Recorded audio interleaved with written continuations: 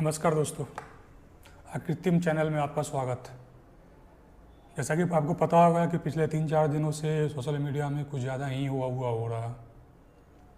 सिर्फ इसलिए ये एक नैरेटिव क्रिएट किया जा रहा है कि बिहार को ज़्यादा बजट मिला है, बिहार को क्यों बजट मिल रहा है। एनीवे इस टाइप के नैरेटिव को चलाया जा रहा है, जबकि रियलिटी कुछ और ही है। बिहार को जो बजट मिला है वो स्टेट वाइज बात करें तो सबसे ज़्यादा नहीं मिला है। सबसे ज़्यादा बजट उत्तर प्रदेश को मिला है, जो कि वाकई मिलना चाहिए। अगर प्रोजेक्ट चल रहा है, प्रोजेक्ट की रिक्वायरमेंट है, वहाँ पे और भी फंड चाहिए तो और भी मिलना चाहिए। अगर हम स्पेशली बिहार की बजट की बात करें तो बिहार को जो मिला है 58,900 करोड़ का बजट। स्पेशली इसको 4 पार्टों में बांटा गया है। First, highways, you can say that कि new expressway is coming out through, and the second point for the power plant new which is coming out in Tirupati, and a new sports complex and new airports is coming out. And the one most last important point given was that for the flood fighting.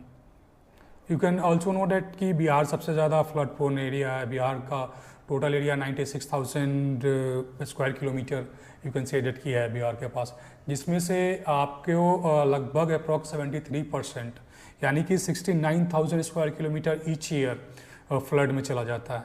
सिर्फ 2021 में अगर हम Hindustan times के article की बात करें तो उस आर्टिकल में क्लियरली ये कहा गया है कि बिहार 32,000 करोड़ का नुकसान कर चुका है। ये जो आर्टिकल का रेफरेंस है वो सेंट्रल गवर्नमेंट की तरफ से आया था, तो आप चाहे तो चेक कर सकते हैं। रही बात बिहार के फ्लड का, तो बिहार में फ्लड का इतना बदतर स्थिति हो रहा है कि ऑलमोस्ट कोसी रिवर का जो द्वारा Mithilanchal you can say that या भोजपुर का वो पार्ट जो आपको बेतिया, चंपारण, पूर्वी चंपारण, पश्चिमी चंपारण, गोपालगंज, छपरा, सिवान, उन पार्टों में भी बहुत ज़्यादा फ्लड क्रिएट होता है। लेकिन मैक्सिमम बदतर स्थिति होता है वो है कोसी का एरिया, जो पूर्णिया, सुपौल, सहरसा, मधेपुरा, अररिया, किशनगंज का कुछ पार्ट एंड मोस्टली भागलपुर का एरिया जो हो गया, Kahalgaon, Pirpainti and Naugachhia. Social media में मैं स्पेशली ट्विटर पे देख रहा था कि कुछ लोग बजट से पहले ये कह रहे थे कि आखिर बिहार ने एनडीए को 30 सीट क्यों दिया है, कोई भी फंड नहीं देने के लिए। वही बंदा दोबारा कोट कर रहा है कि आखिर हम टैक्स क्यों पे कर रहे हैं बिहार को फंड देने के लिए। तो किसी भी कंडीशन में अगर आप कोई भी गवर्नमेंट काम करती है तो ये लोग का काम है कि गवर्नमेंट का टांग खींचना, ये गवर्नमेंट का टांग ही खींचेंगे। रही बात एक्सप्रेसवे की, तो जो भी एक्सप्रेसवे बिहार को मिला है वो नया नहीं है। आप चले जाइए 11 नवंबर 2022 के आर्टिकल चेक कीजिए। नितिन गडकरी ने बिहार में 10 एक्सप्रेसवे को अप्रूव किया था, उसमें से 2 एक्सप्रेसवे इस बजट में इंक्लूड किया गया है। वाकई एक सवाल उठता है कि अगर वो एक्सप्रेसवे 2022 में अप्रूव नितिन गडकरी द्वारा कर दिया गया था तो वापस से फिर इस बजट में इंक्लूड क्यों किया गया है, जो कि सिर्फ 26,000 करोड़ रुपीज़ दिया गया है। अगर हम बिहार में जो 10 प्रोजेक्ट नितिन गडकरी जी ने अप्रूव किया था उस प्रोजेक्ट की बात करें तो आई थिंक मुझे नहीं लगता है कि वो 26,000 करोड़ में पूरा हो पाएगी सरकार। क्योंकि एक आप स्पेसिफिक बात कर लो पटना टू पूर्णिया का, या फिर आप बात कर लो बक्सर टू भागलपुर का। बक्सर टू भागलपुर जब अप्रूव हुआ तो 3 सेक्शन में अप्रूव हुआ था। फर्स्ट वन था Buxar to Patna, second one था Patna to Munger, third one is the Munger to Mirza Chowki, जो कि मिर्जा चौकी भागलपुर डिस्ट्रिक्ट में आता है, जो कि लास्ट टाउन है, उसके बाद झारखंड शुरू हो जाता है। जो कुछ लोग ये बात कर रहे थे कि जी भागलपुर टू बक्सर जो एक्सप्रेस वे आया बिहार के लिए, भाई ये बिहार का पार्ट नहीं है। ये एक ग्रैंड एक्सप्रेस वे बन रही है जो दिल्ली टू सिलीगुड़ी जाएगी, उस सेक्शन का पार्ट है। वो सेक्शन ऑलरेडी बहुत सारे एग्जिस्टिंग से क्रॉस कर रही है, जो बिहार में न्यू वन पे आ रही है। वैसे तो पटना बक्सर टू हाईवे का काम 2004 से चल रही है, जब आरजेडी गवर्नमेंट थी। आरजेडी गवर्नमेंट पहली बार बिहार स्टेट में एक्सपेंशन का प्रोजेक्ट लेके आती है। वो प्रोजेक्ट पटना टू बक्सर था, सेकेंड वन था पटना टू डोभी वाया गया, जो कि वो दोनों प्रोजेक्ट आज तक कंप्लीट नहीं हुआ। वो प्रोजेक्ट एक्सपेंशन से 4 लेन में कन्वर्ट हुआ, 4 लेन से आज एक्सप्रेसवे में कन्वर्ट हुआ। स्टिल बिहार सरकार स्ट्रगल कर रही है उस प्रोजेक्ट को कंप्लीट करने के लिए, जबकि वो project national highway authority of India का है। आप पटना टू बक्सर हाईवे की बात कर रहे हो, पटना टू बीटा तक का इतना बदतर हालत है कि अभी उसमें जस्ट पिछले साल से या इसी साल से जनवरी फरवरी से वहाँ पे एलिवेटेड फ्लाईओवर का काम चल रहा है, जो कि एक्सप्रेसवे आई थिंक 2015-16 में बात चली थी कि इस पर एक्सप्रेसवे बनेगा, 18 में अप्रूव हो गया था। 4 साल के बाद ये होता है क्या बिहार में कोई भी प्रोजेक्ट टाइम पे कंप्लीट होता है, क्या हो पाएगा कभी भी, ये सबसे बड़ा सवाल है। सेकेंड चीज़, आप प्रीपैथी पावर प्लांट की बात कर रहे हो। एनटीपीसी 2015 में सेंट्रल गवर्नमेंट को रिपोर्ट भेजती है, 2015 को भेजा जाता है सेंट्रल गवर्नमेंट को report Pirpainti power plant, NTPC Kahalgaon भेजती है प्रीपैथी में पावर प्लांट सेकेंड यूनिट लगाने के लिए। 2015 से आज 2024 है, गवर्नमेंट क्या कर रही थी इन 9 सालों में, तब कोई क्यों नहीं बोलता है कि ये प्रोजेक्ट डिले हो रहा है 9 ईयर्स।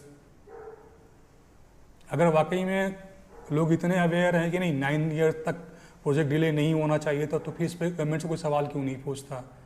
बीजेपी का मेन कंसर्न जो बिहार को ये फंड दिखाना है कि नेक्स्ट ईयर बिहार में स्टेट इलेक्शन है, बीजेपी बैकफुट पे है, क्योंकि बिहार में एक न्यू पॉलिटिकल पार्टी आ रही है, उस पॉलिटिकल पार्टी का नाम होने वाला है जनसुराज।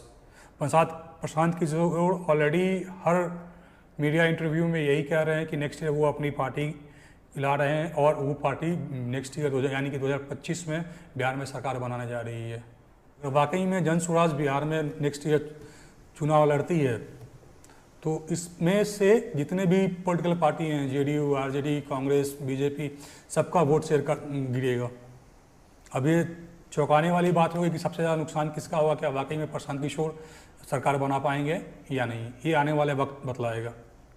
लेकिन ये जिस तरीके से बात किया जा रहा है कि नहीं भैया बिहार को फंड ज़्यादा मिला, आप फ्लड के लिए बात कर लो, आप एयरपोर्ट की बात कर रहे हो, तो बिहार में एक इंटरनेशनल एयरपोर्ट है गया में, पटना एयरपोर्ट डोमेस्टिक है, उसे ज़बरदस्ती चलाया जाए, रनवे इतना छोटा है।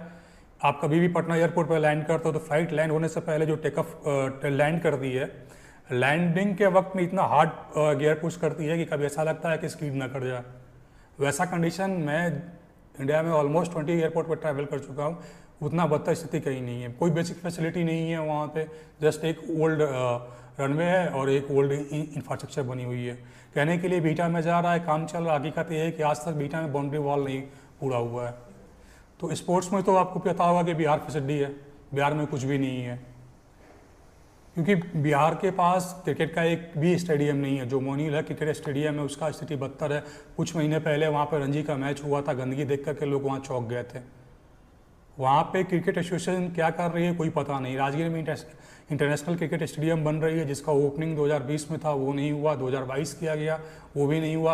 अब कहा जा रहा है कि दिसंबर 2024 में उसका ओपनिंग है। कंडीशन ये है कि वर्क सिर्फ 50% ही कंप्लीट हुआ है। तो ऐसे सूरत हाल में मुझे नहीं लगता है कि बिहार सरकार कोई प्रोजेक्ट जा रही है तो टाइम पे कंप्लीट हो पाएगा। रही बात फंड एलोकेशन की, सपोज डेट बिहार को 58,900 करोड़ रुपए मिल भी जाता है, तो आप एक चीज़ याद करो, जब मनमोहन सिंह की सरकार बनी थी, लालू प्रसाद यादव रेल मंत्री बने थे, उस समय बिहार में राबड़ी देवी मुख्यमंत्री थी, सबसे ज़्यादा फंड उस समय मिला था। नतीजा क्या हुआ, 27 से 28% फंड नहीं मिला बिहार को, उसमें से कुछ परसेंट ही खर्च हो पाया, बाद बाकी रिटर्न कर दिया गया। कि अगर बिहार को फंड मिलता भी है तो उससे क्या होगा, क्योंकि बिहार नंबर 1 स्टेट है जो कि फंड रिटर्न करती है। स्कोप ही नहीं क्रिएट करी है वहाँ पे कोई भी डेवलपमेंट का माहौल ही नहीं है कि जो किसी आदमी को बोल सके नहीं भैया हम डेवलपमेंट करने के लिए चुनाव लड़ रहे हैं। जितनी भी पॉलिटिकल पार्टियाँ हैं सबके पास एक ट्रैक रिकॉर्ड है। अब चले जाओ ऑनलाइन सर्च कर लो, आरजेडी, जेडीयू, बीजेपी, कांग्रेस, जितनी भी पार्टियां हैं सबके पास क्रिमिनल बैकग्राउंड वाले भरे पड़े हुए हैं। अगर कुछ लोग वही लोग अब सवाल जो उठा रहे थे कि बिहार को ज़्यादा फंड मिला है, मैं उन्हीं लोग से एक सवाल पूछना चाहता हूं कि रेलवे का बिहार में बहुत सारे प्रोजेक्ट पेंडिंग है, उसके लिए सिर्फ 1132 करोड़ रुपये दिए गए हैं। मुझे नहीं लगता है कि 1132 करोड़ रुपये में आधा लेयर प्रोजेक्ट भी कंप्लीट होगा। कुछ ऐसे प्रोजेक्ट है जो कई एक सालों से पेंडिंग है। अगर वाकई में बिहार को डेवलपमेंट सेंट्रल गवर्नमेंट को करनी है तो पहले वहाँ पे जितने भी करप्शन हो रहा है उसको टैकल करना होगा। जैसा कि आपने न्यूज़ में देखा होगा कि बिहार में पिछले कुछ दिनों में कई एक ब्रिज कोलैप्स हुए हैं। पिछले साल सुल्तानगंज में एक सेकेंड टाइम वो ब्रिज गिरा था गंगा नदी के ऊपर जो बन रहा है। अभी वो न्यूज़ में आ रहा है कि उसका डिज़ाइन चेंज किया जा रहा है, गांधी सेतु का डिज़ाइन डाला जा रहा है। तो भाई पहले से आप लोग क्या कर रहे थे कि आपने टेस्टिंग नहीं किया था डिज़ाइन का? दोस्तों ये चलता रहेगा बिहार में जो चल रहा है। मुझे नहीं लगता है कि नीतीश कुमार अभी इतने कैपेबल हैं कि वो करप्शन को टैकल कर सकते हैं। तो चलिए दोस्तों मिलते हैं फिर नेक्स्ट वीडियो में। आप लोगों के लिए नए नए वीडियो लेकर आते रहेंगे नए टॉपिक पे। तब तक के लिए नमस्कार।